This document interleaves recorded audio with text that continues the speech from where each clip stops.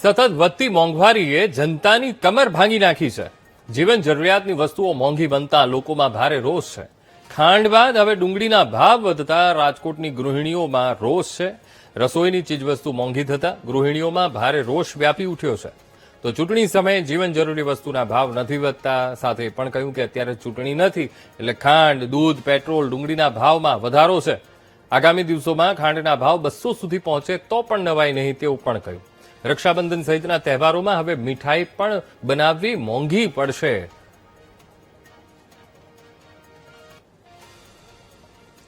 તો એક તરફ મોંઘવારીનો માર, જીવન જરૂરિયાતની ચીજવસ્તુઓ મોંઘી બનતા રાજકોટની ગૃહિણીઓમાં ભારે આક્રોશ જોવા મળી રહ્યો છે।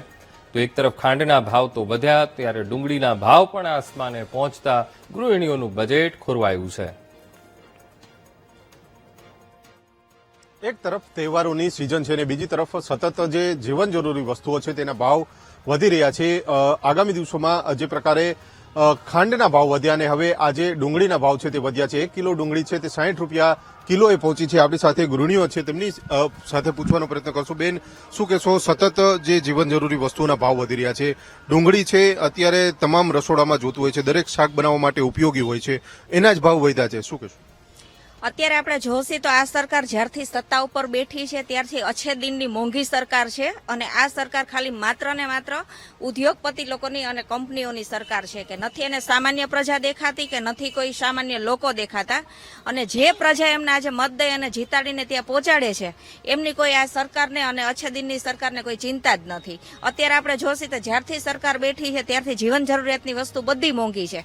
પછી ગેસ હોય, શાકભાજી હોય, કઠોળ હોય, તેલ હોય કે દૂધ હોય, બધી વસ્તુ મોંઘી જ હતી કે આજે કેવી રીતે શિક્ષણ મોંઘું છે, ધંધા રોજગાર નથી, બેરોજગાર લોકો અત્યારે છે, છોકરાવાદ શિક્ષણથી ભણી અને જેટલો આટલો અમે ખર્ચો કરી છે અને છતાં એમને નોકરી મળતી નથી। આ પરિસ્થિતિ જ્યારે અમારી ગૃહિણીઓની છે તો જ્યારે મોદી સાહેબ એમ કહેતા કે જ્યારે બહેનોને કંઈ તકલીફ પડે અને જ્યારે જરૂર હોય પોસ્ટકાર્ડ લખજો, બરાબર, કોને પોસ્ટકાર્ડ લખવું, કોને સાંભળવાનો ટાઈમ છે? આજે એમની પાસે તો ટાઈમ જ નથી, એને માત્ર ને માત્ર કંપની અને અછે દિનની સરકારની ખાલી વાતો કરવાવાળા છે। અત્યારે તમે જોશો તો બધી વસ્તુ જીવન જરૂરિયાતની તો મોંઘી છે જ, પણ અત્યારે તમે જોવો તો હમણાં ખાંડ મોંઘી કરી કે 42 થી 47 રૂપિયા જે ખાંડ હતો, જ્યારે આના કરતા તો કોંગ્રેસ હારી હતી તેથી 23 રૂપિયાની કિલો ખાંડ હતી। તો અત્યારે આટલી મોંઘી જો ખાંડ કરી છે કે એક ગરીબના, સામાન્ય લોકો તો આજે એક ચાની રકાબી પીવે પરિસ્થિતિ નથી રહી, પણ જ્યારે ગરીબ લોકો હોય એને એક ટક સાંડી જતા હોય, બરાબર છે, અને જ્યારે એક ટક સાંડી જતા હોય ને એક ચાની રકાબી પી અને જ્યારે પોતાનો દિવસ પસાર કરી અને એક દિવસ ટૂંકો કરતા હોય, એ પણ આ સરકારે અત્યારે રહેવા નથી દીધું। કંપનીઓને અને વચેટિયાઓને અને સંગ્રહકારીઓને સપોર્ટ કરે છે અને ગૃહિણીઓ અને ખેડૂતોને ખામડો કોઈ પણ જાતનું, આજ ખેડૂત પોતાની કાળી મજૂરી કરીને કોઈ પણ પાક વાવે છે, પણ શેરડી હોય તોય ભલે, ડુંગળી હોય તોય ભલે, શાકભાજી કે કઠોળ કોઈ પણ વસ્તુ, તો આજે એમને પૂરા ભાવ નથી મળતા, ગૃહિણીઓને ડબલ ભાવ ચૂકવવો પડે છે અને ઉપરથી સહન અમારે કરવાનું છે। અત્યારે તમે જોવો તો એક તો તહેવાર છે, હવે તહેવારમાં અત્યારે આજે આપણે કોઈ મીઠાઈ બનાવતા હોય, હવે બાળકો છે એ થોડા સમજવાના છે, તો આજે એ કંઈક મીઠાઈ બનાવીને દેતા, એ પણ અત્યારે મીઠાઈ બને એવી પરિસ્થિતિ અત્યારે અમારી ગૃહિણીઓની રહી નથી। અને બીજું કે નો મીઠાઈ ખરીદી શકે, નો મીઠાઈ ખાઈ શકે આ પરિસ્થિતિ, કારણ કે આ રક્ષાબંધનની અમને મહિલાઓને મોદી સાહેબે અમને ગિફ્ટ આપી છે કે ભેટ અમને આપી, એ અમને નથી સમજાતું। અત્યારે તમે જોશો તો ડુંગળી, ગરીબની કસ્તુરી, જ્યારે ગરીબની કસ્તુરી જો આજે 50 ને 60 રૂપિયા જો ભાવ થઈ જતો હોય તો ગરીબનો એક બાજરાનો રોટલો અને ડુંગળીનો દડો ખાતા હોય ને એ પણ આ સરકારે છીનવી લીધું। તો હું તો મારી બહેનોને એ જ કહું છું કે હવે જાગૃત થવાની જરૂર છે, જાગવાની જરૂર છે, અને જો આમને આમ મૂંગું સહન કરશે તો ખાંડ 200 ની આજુબાજુમાં પહોંચાડી દેશે ને તો પણ આપને ખબર નહીં પડે। પણ હવે અવાજ ઉઠાવો અને હવે જાગો અને હવે આ સરકારને જાકારો દો, કારણ કે આ મોંઘી સરકારે અછે દિનની જગ્યાએ બુરા દિન લાવી દીધા અને આપઘાત કરી એવી પરિસ્થિતિ ગૃહિણીઓની કરી દીધી છે। ચોક્કસથી અન્ય બહેનો છે। બેન, શું કહેશો? કેટલું અસર થાય, બજેટ કેટલું વિખાઈ જાય? કારણ કે આવક થતી નથી ને જાવક વધી ગઈ। જે ડુંગળી છે તો જીવન જરૂરી વસ્તુ છે, દરેક શાકમાં આપણે ઉપયોગ લેતા હોય। હા, પણ ડુંગળી મોંઘી છે, ખાંડ મોંઘી છે, આમાં શું વસ્તુ સસ્તી છે? આ સરકારે બધા જીતવું હોય ને મતદાન જોતા હોય ત્યાં સુધી જ આ લોકો બધાને સસ્તું કરે, ત્યાં સુધી બધાને મન ફાવે એ બધું કે, અને હવે તો આ બધું મોંઘું જ વધતું જ જાય, બધું ભાવ વધતા જ જાય છે। આમાં કેરો એક માણસ હોય, 7-8 માણસ હોય, એમાં એક માણસ કમાવા વાળો હોય, એમાં આટલા બધા શું ખાય? ચોક્કસથી અન્ય બહેનો છે। બેન, શું કહેશો? ઘર ચલાવવું હવે કેટલું મુશ્કેલ, કેટલું બન્યું છે? કેવી રીતના ઘર હલાવવું?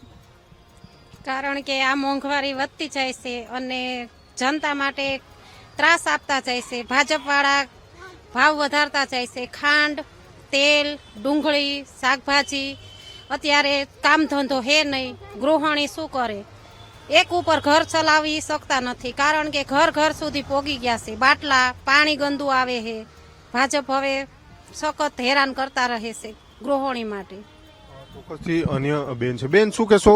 અત્યારે ઘર ચલાવવું કેટલું મુશ્કેલ બન્યું કારણ કે આવક થતી નથી ને જાવક વધી છે. ખૂબ જ ખર્ચાળ જીવન થઈ ગયું છે.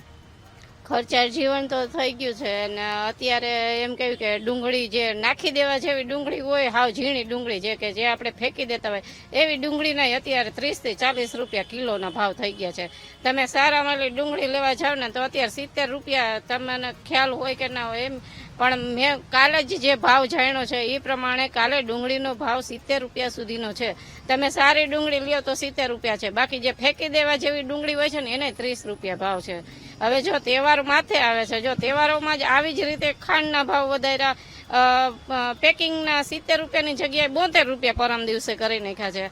અને ખાંડના વધાર્યા, આજે ડુંગળીના વધાર્યા, ગોળના વધાર્યા. હજી આ ભાજપની સરકારને મધ્યમ વર્ગ જે માંડ કરીને પોતાનું ગુજરાન ચલાવે છે એના માથે જ કેમ આટલો બધો માર? અને જે જીવન જરૂરિયાતની વસ્તુઓ છે ખાવા પીવાની, જે ગરીબ માણસો માટે તો ટકનું લઈને ટકનું ખાતા હોય, એના માટે તો શું હોય કે આ તહેવાર આવે એ જ એના માટે બધું હોય છે કે ના હોય તો એ લોકો માથે કરીને પણ તહેવાર ઉજવતા હોય. જો તહેવાર ઉપર જ જો સરકારે આવો માર ગૃહિણી ઉપર નાખ્યો છે તો એ કોઈ વ્યાજબી નથી, ખોટું છે. અને જો સરકારને ખરેખર જ ગરીબની જનતાની જો એને ચિંતા હોય તો પછી આ કંપનીવાળાને ને પછી મોટા જે બિઝનેસમેનો છે એવા ઉપર માર નાખો ને. ગરીબ માણસો માટે જે જીવન જરૂરિયાતની વસ્તુ છે, શાકભાજી છે, તેલ છે, એ જે ખાવા પીવાની વસ્તુ છે, માથે તહેવાર છે, જો આવી જ રીતે ગરીબ ઉપર તમે અત્યાચાર કરતા રહેશો તો કાલ સવારે પછી જનતા તમને જે ચૂંટીને લઈ આવી છે, તમારા ઉપર જે ભરોસો મૂક્યો છે તમને જીતવા માટે, તો એને આખો બંધ કરીને તમને જો ખોબલે ભાજપને મત આપીને જો ભાજપની સરકાર બનાવી જ હોય તો પછી તમે કેમ ગરીબ માણસો ઉપર જ કેમ આટલો એમ જુલમ કરો છો? હવે તમારે પણ વિચારવું જોઈએ. જો તમે જનતાના પૈસે જ જલસા કરો છો અને તમે બિઝનેસમેનને જે ખાંડના ભાવ વધારો છો તો એ તો બિઝનેસમેન કંપનીને જ ફાયદો છે ને, ગરીબ જનતાને ક્યાં ફાયદો છે? ક્યાંય ફાયદો નથી.